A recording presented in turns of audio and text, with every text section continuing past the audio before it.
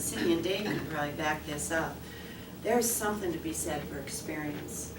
Local government is not simple, and there's so many pieces and parts of it.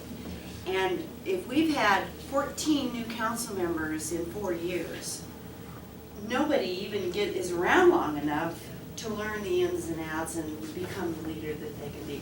It's the only reason you all think I'm so great, because I've been here 8 years. You know, I've just been around longer, and I couldn't get rid of it. Jan, I'm going to beg to differ with you on that a little bit. I don't think it's your experience that has made the difference, and I think that what we don't look for enough in leaders at the local level is this willingness to look for the solution rather than to build on or to rely on your own individual political ideology. And you've never been a person, at least in my view, you've never been the person who said, look, I'm this sort of political person and I'm going to judge everything by that standard. What meets it, I'll support, and what doesn't, I won't. You're one of those people who will say, what will solve the problem? Let's try to get there. And I think we just need more of that. There is, in my opinion, there is no place, and I get worked up about this one. There is no place for partisan political ideology on your local city councils.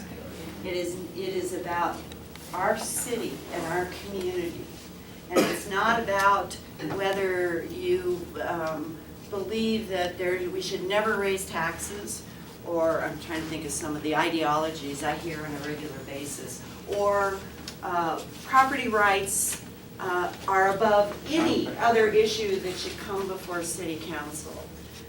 I'm always been very vocal about this and feel very strongly it has no place on city council. We are the lowest rung of the political ladder.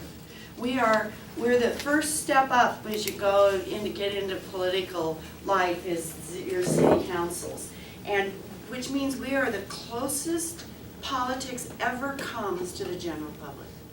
We are absolutely just one step away from the public. As soon as you go to Denver, and obviously nationally, every step you get further and further away from the citizens. But in local politics, we are right there with the citizens. And so our decision making and the work that we do needs to be about the citizens. It's why by state, I don't know if it's in the charter where it comes from, but the only elections in the state that are nonpartisan elections are city councils and school boards, and both for the same reason. School boards shouldn't be worrying about Republican or Democrat, conservative or liberal. They should be worrying about the kids. And it's the same thing with councils. We shouldn't be worried about liberal or conservative, Republican or Democrat. We should be worried about the community. Make decisions based on that versus political ideology. Ask me that one again. I go all off on that one. I'm glad you brought the whole thing up. I think Norbert had one last question, maybe. No, I was, thank you. It was very nice. Oh, yes, absolutely. Stand up just a little more, if you don't mind. You know, this is a special occasion because we won't have Jan in this capacity here again. I meant what I said when I talked about her selflessness, and I think that's a great model for everybody who's interested in politics. You don't do it for the money, you don't do it for anything. That's for sure. Anything other than the love of the place that you are in and a want to contribute to that. And you've just been terrific at that. So thank you again for all your service. And I will encourage anyone to come and do the same thing. It's not that hard. Well, that I think is a misstatement. But I'm going to. This is really valuable. As you know. It's not hard. It's just I'll wear a proud. All right. Please take one when you leave if you don't have one, and wear it for the rest of the week, if not longer.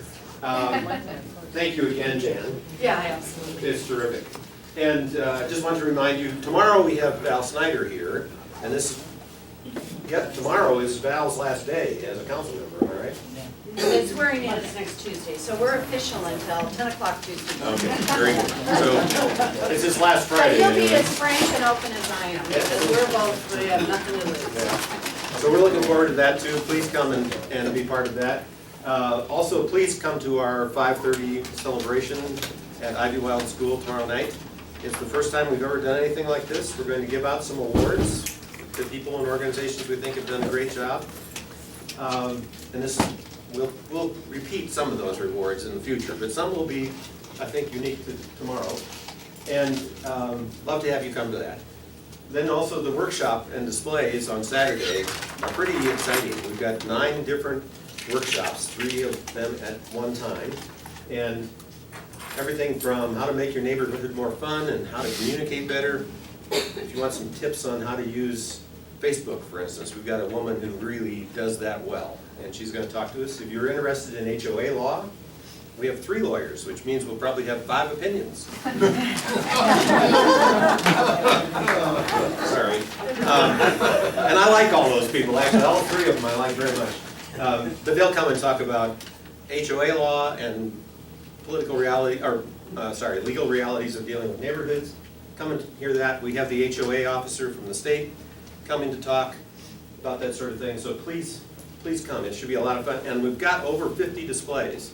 50 different nonprofit and governmental organizations, and our sponsors, our for-profit sponsors, are going to have booths, and they should be really interesting. Yes, ma'am.